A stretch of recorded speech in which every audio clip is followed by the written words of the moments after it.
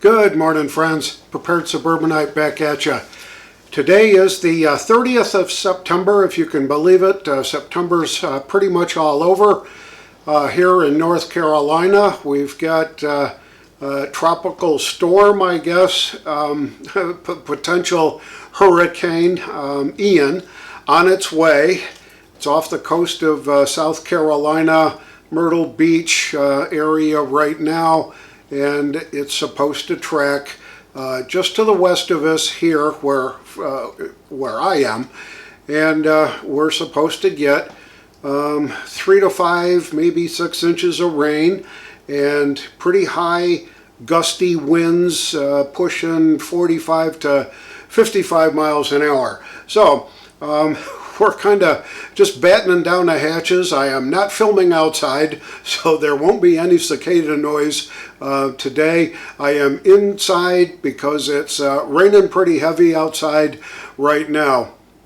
I looked at my phone just an hour or so ago and saw a couple of news alerts pop up on my phone, and I took a quick snapshot of it just to show you some of the things that a weird guy like me notices when these kind of news alerts pop up. This doesn't have anything to do with a hurricane, so stick around if you're a bit curious about news headlines that pop up on your phone.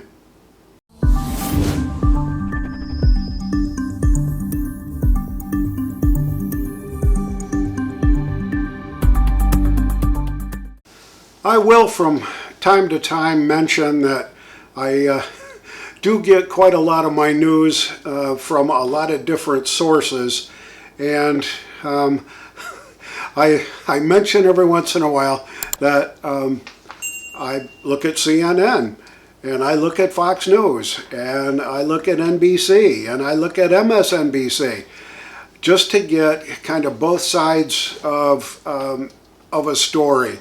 And I'll get some very interesting comments on my videos when I mention, hey, I look at CNN, and it's like, well, why the devil do you do that? That's crazy, you know, you can't do that. Well, you have to, so that you can get both sides of an issue, maybe, or at least take a sample of what is happening in the minds of the left. So the two headlines that popped up on my phone this morning. First one was from Fox News, and it says, and I'll quote, put it right up here, Russian President Vladimir Putin announces annexation of 4 Ukrainian territories after sham referendums. Now, no comment about whether this is a good thing or a bad thing. It doesn't sound very good to me, and it certainly doesn't sound like democracy to me, because you know, there's a contradiction in terms, I guess, when you're talking about Russian democracy. Free elections in Russia don't seem to fit together. But following that, just a minute or two later, was the headline from CNN. Russian President Vladimir Putin announces annexation of 4 areas occupied Ukraine, a process the West has condemned as illegal.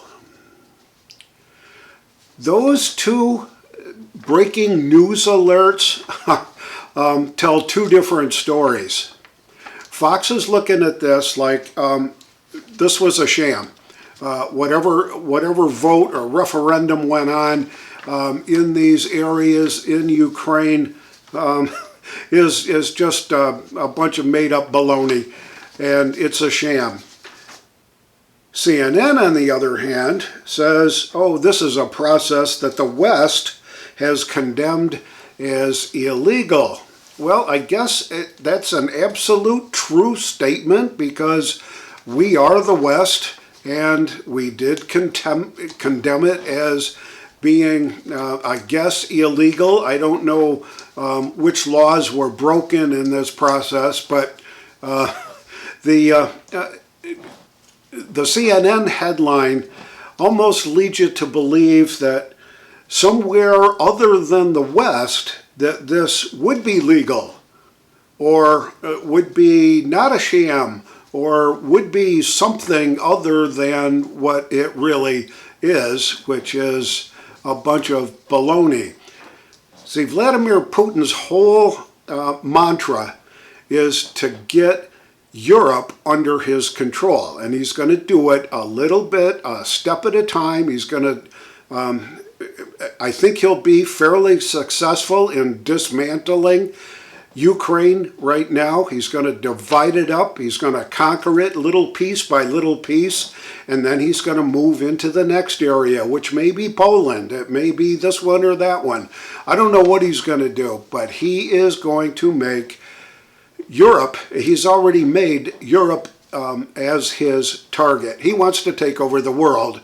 And while we're funding a huge proxy fight on behalf of the Ukraine's government, I'm not sure that what we're doing is going to do anything to dissuade or push Putin aside or get him to reconsider any of his decision-making processes.